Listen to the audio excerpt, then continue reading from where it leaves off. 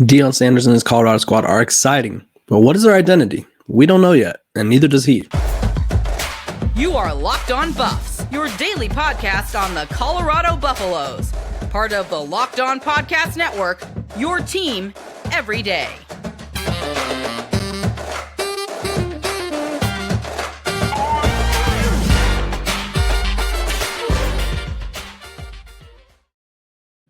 Welcome to Locked On Buffs. I am your host, Kevin Borwa. This episode of Locked On Buffs is brought to you by FanDuel Sportsbook, the official sportsbook of Locked On. Make every moment more. Right now, new customers can bet $5 and get $200 back in bonus bets.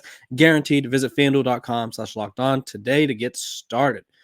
Let's get started with this episode. Today, we're talking about Colorado's identity, Cormani McClain, and then what's next for Colorado after their loss to USC.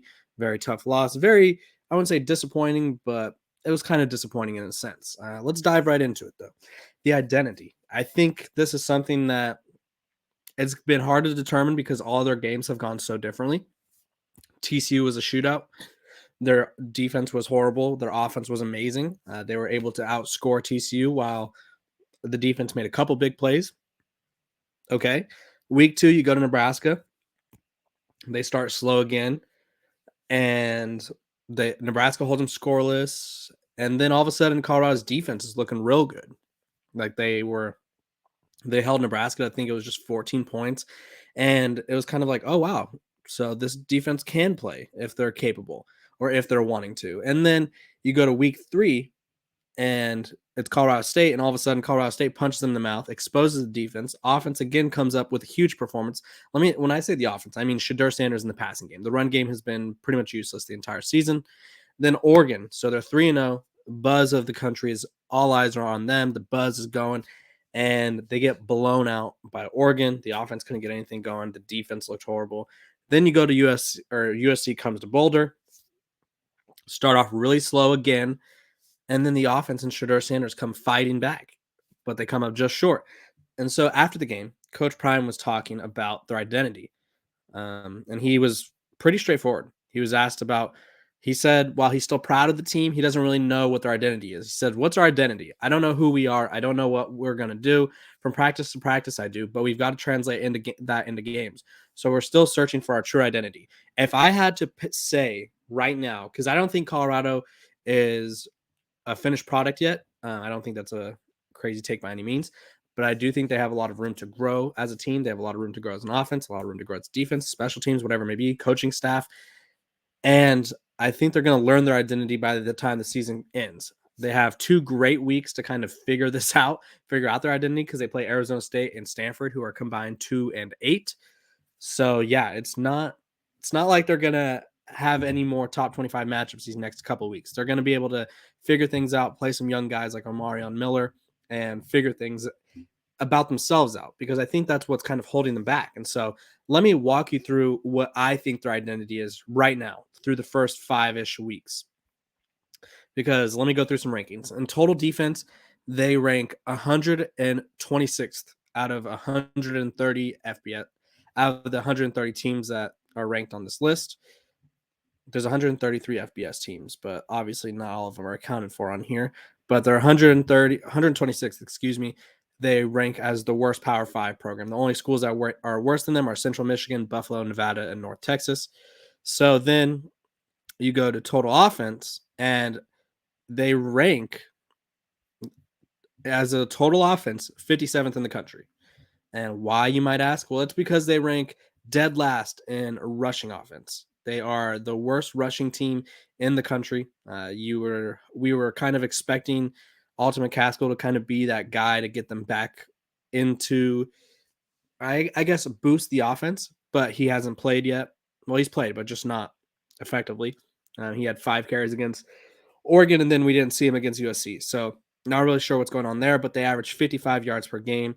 They average 1.9 yards per carry, and have 223 yards rushing total as a team. Whereas, like, for example, I think it was the Texas game yesterday or Saturday, I was watching, Texas running back had like 215 yards by himself. So obviously this is all, there's a bunch of reasons. So I'll continue and I'll get to the reasons. The offensive line is rough. Um, as we go to sacks allowed, Colorado has given up the most sacks, second most sacks in the country. They rank 129th. They've given up 23. And I think that's not updated because I think they gave up 3 more on Saturday against Colorado or against USC. So they might even be higher than that. Let's see. Let me pull up the number just to make sure because I'm pretty sure USC got to Shadur a few times. Yeah, they got 3 sacks, and then Old Dominion was the only team that ranked more, who had more sacks than them. And let's see how they did. Sorry, I didn't realize that this particular portion of the list wasn't updated, but Old Dominion has given up 26 sacks, and as of this past weekend, they gave up 27. So Colorado narrowly is almost taking the lead for being the most sacked quarterback or sacked team in the country. So that's another factor. But then you look at passing efficiency or passing offense. Let's go with passing offense first. Passing offense, they rank 5th in the country, only behind Washington State, Southern California, USC, Colorado State, and Colorado. And then obviously it's Colorado. So they're the 5th best passing team in the country. One of the worst defenses in the country. But here's let's get turnovers. Turnover margin. Turnovers gained. Colorado ranks 3rd in the country in turnovers with 12 turnovers gained. So to round this all up, they are a big play team. Their identity is live or die by the big plays, and that is not a sustainable identity. And I think Coach Prime knows that, and that's basically why he didn't say that was their identity. They need Shadur Sanders on offense. Their identity is Shadur Sanders needs to have a great game every game, or they will lose, and we've seen that. We saw this past game. He had a great game, but it wasn't enough. I think there were some time management issues and some play calling issues, which turned out to be Shadur's, I won't say fault, because you have to understand that he was the one that took the blame for checking into the run plays when Colorado had no timeouts and they were kind of charging down the field trying to score. He was the one that said that he called those plays. So I think it's a learning moment for him, because I think the coaches, when they watch down, will sit down with him and be like, did you check to the right play? Technically, yes. But was that the right play in that scenario? Obviously not, because we don't have time to run the ball 6 yards. We have the offensive line and defense line pushing each other back in that rugby-like scrum, and we're waiting for the ref to get the ball. Those plays probably took 10 to 15 seconds off each time. And so there was like a minute left, and it's like you can't be running the ball and just hoping that it's going to work out. So I think that's a learning moment for him. But either way, the run game is not useful right now. So it's Shadur Sanders needs to have a career day pretty much every day. And so far, outside the Oregon game, he's put up great numbers every single game. It's just that's a lot of pressure. And then when he doesn't get off to good starts, it kind of hurts the offense and the team, because they need him to be playing at his best at all times. And that's just not possible. Defensively, they are a turnover-based team. So they are a bad defense by all the metrics. The only metric that they're good in is turnovers. They forced one against Caleb Williams. That was the first interception that Caleb Williams was thrown all season, and that was a huge play. But you are living and dying by a play that happens every, say, 30 plays. So, like, let's say there's 150 play, or we'll go 130 plays of defense per game. I think that's probably a lot. But Colorado has 12 turnovers total. So they are hoping to get 12 divided by 1. I think I said 150. So they're hoping for something to happen that only happens about not even 1% of the time. Like, you're hoping for turnovers, and you're basing all of this off of turnovers. And your defense cannot be predicated on getting huge plays like that, because there's going to come a time, like against Oregon, when you can't force a turnover, and the other team's offense, you can't get them off the field. And even when you do, they're going to fake a punt or whatever. And that's just not a recipe for success. And so that's another thing that hurts our identity. And then special teams, I feel like there's always issues with kicking. Kicks are blocked, kicks are missed, or whatever it may be. And then there's also another thing that I don't think people realize this enough.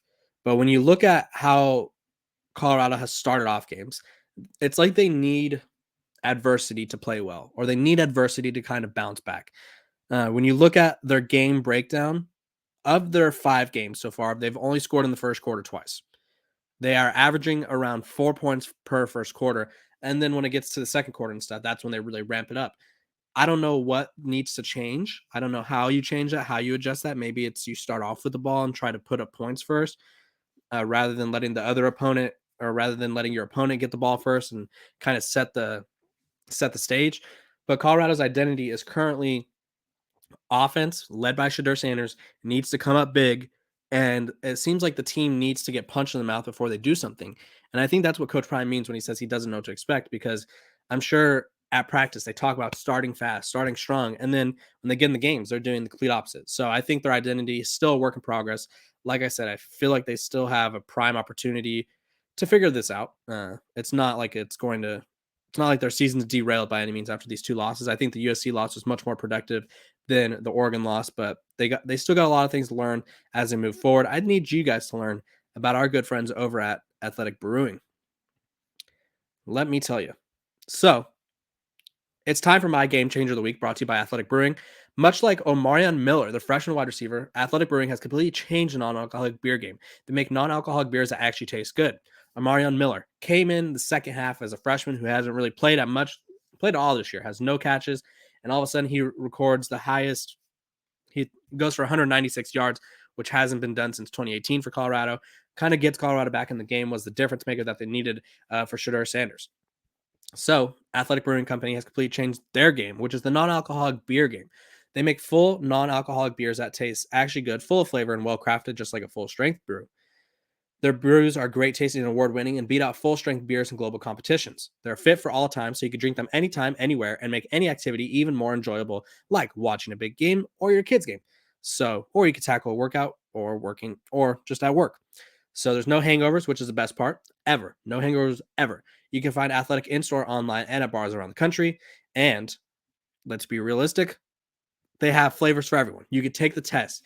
Because not everybody likes these certain types of flavors. Maybe you don't like dark ones. Maybe you don't like light ones. They have a quiz where you can find your perfect flavor. I did the same, found my perfect flavor, and it tasted amazing. And you can find Athletic Brewing Company's non-alcoholic brews at a store near you or buy online at athleticbrewing.com. First customers can use code LOCKEDON to get 15% off your first online order. That is code LOCKEDON, locked on, at checkout for 50% off at athleticbrewing.com. Near beer, exclusions and conditions apply. Athletic Brewing Company, fit for all times. Welcome back. We are talking about Colorado football, of course. We're talking about Cormani McClain, though.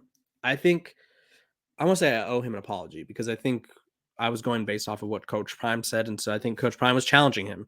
And I think he would more than lived up to that challenge. He broke up a touchdown, recorded an interception that was eventually called back because of pass interference call, which you hate to see. Sorry, I needed that second half little sip right there. But Cormani McClain I think this is like his redemption arc, I guess you could say, because just 2 weeks ago, 3 weeks ago, I guess, 2 or 3 weeks ago, we'll say, we're asking about him. It's Travis Hunter goes down with an injury, but that's okay. They have another 5-star corner, Cormani McClain, ready to step up, right? No. Cormani McClain was far from being ready to step up.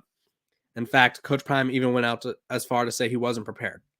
Said he wasn't showing up to meetings, was late to meetings, didn't know the system well enough, and just there was no point in putting him out there because he wasn't prepared. We saw him in garbage time against Oregon, and it was like, okay, getting some play time. But he had some significant snaps against USC. And so what does this show? I don't think this means that it could mean that Cormani is about to start, but I think it means that when Coach Prime was kind of calling him out and going at him, I think it was like his challenge to Cormani to be like, give me a reason to play you, because so far you haven't. And I would say Cormani did just that. I think he gave Coach Prime a reason. He gave Colorado a reason to trust him, because prior to this game, he was and I had John Garcia Jr. from Rivals on. I wasn't saying that Cormani was a bust, but based off of what we were hearing, he was having bust-like behavior. So I think there's a lot of a lot of people get caught up in the word bust, and it's like, oh, you're not giving him a chance. And I never said he was a bust. I was saying at the beginning of his career at Colorado was starting to look like that was the trend. But he silenced that. He proves that wrong. He kind of erased that. And so now moving forward, with Travis Hunter likely still out, I would say they said 3 to 4 weeks. I think he's probably going to miss this game and the Stanford game. I think being that Stanford is such a struggling program at the moment, I think Colorado could take that risk and not play him and kind of wait for him to get back because then they have the bye week after. So that would give Travis 5 weeks essentially to get healthy and get ready for the game. And obviously he wanted to play against USC, but Coach Prime said he wasn't ready. So this gives Cormani essentially 2 more weeks to prove himself and kind of, I won't say steal a starting spot from Amarion Cooper, but maybe carve out a bigger role for himself or maybe be that starting corner out opposite Travis Hunter. But it's good to see the young man standing out, performing well, and kind of silencing the critics because there was definitely critics. There was definitely like, oh, this kid was supposed to be this, but he's really not. And so now it's like, what do we make of him? And I think he's kind of proving everybody wrong there, which you'd love to see because I think everybody deserves a chance, second chance, third chance, whatever it may be. And I think Cormani's capitalizing on his chances at Colorado right now. And he's only going to get more playing time and have some prime opportunities, no pun intended, to kind of show why he should be on the field more. This episode of Locked On Buffs is also brought to you by FanDuel. Snap into action this NFL season with FanDuel, America's #1 sportsbook, because right now new customers can get $200 in bonus bets guaranteed when you place a $5 bet. That's $200 in bonus bets, win or lose. If you've been thinking about joining FanDuel, there's no better time to get in on the action. The app is easy to use. You can play it. You can use the spreads, the player props, over-unders, and more. So visit FanDuel.com/lockedon and kick off the NFL season. FanDuel is the official partner of our good friends over at the NFL. What is next for Colorado? I think a lot of people from the outside of the program are looking at them saying they lost 2 games. The magic is gone. They're kind of I don't say this is what other people are saying, not what I'm saying. They're saying they're a bust of a team, but because obviously they had all that hype and then they didn't live up to it. They lose 6-42. They lose 41-48 this past week, which honestly they could have come back, but there was some late game issues that kind of plagued them. I think that kind of were a difference. I won't say the difference. I think the difference was going down by 27 points in the first half. Not great. But what's next for them? I look at their schedule. They have Arizona State, Stanford, and UCLA. I think they could realistically win those 3 games, and I think they could bounce back. I think the run game could be established because if you look at all of those teams outside of UCLA, because their defense is pretty stout, as we saw during the Utah game, excuse me. They are all kind of inefficient at stopping the run. If you look, let's see. Up first, they have Arizona State. Arizona is and Arizona State is, these are all, wow. Let me just preface this by these are all programs that are kind of trying to figure things out. Arizona State ranks 52nd in the country in rush defense. Stanford 54. They both give up around 120 yards per game. This would be a good opportunity to establish a run with Anthony Hankerson or Alton McCaskill. I trust Anthony Hankerson the most right now. He has been the most successful running back, I would say, in terms of running between the tackles. And I think he got a shout out from Coach Prime after the game. He played well. And I think that if Alton McCaskill's not ready to go, I trust Anthony Hankerson the most. I think he just, in terms of running the ball, if you could get Dylan Edwards the ball in space, love it. But Anthony Hankerson is kind of the guy where I'm like, he's proven himself. This is like the worst time to get the hiccups. He's proven himself. He's kind of shown he's one of the few holdovers from last year where it's like, why didn't this guy leave? Why didn't this guy leave? And he's showing that this is why he didn't leave. He could legitimately claim that #1 running back spot right now. And I think he does a little bit of both. He could block, he could run.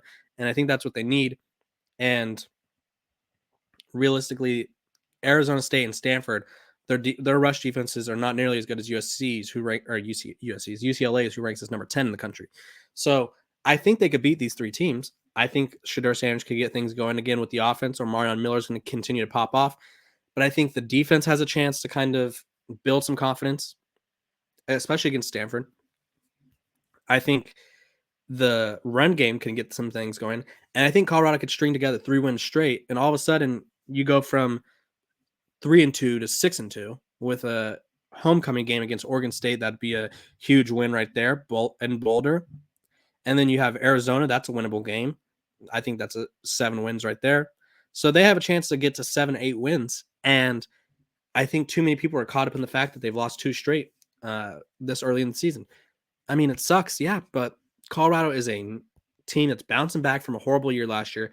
They don't have an identity, which Coach Prime himself said, and now they have times to figure out that identity. They have a time to kind of establish that identity, and I think they do just that.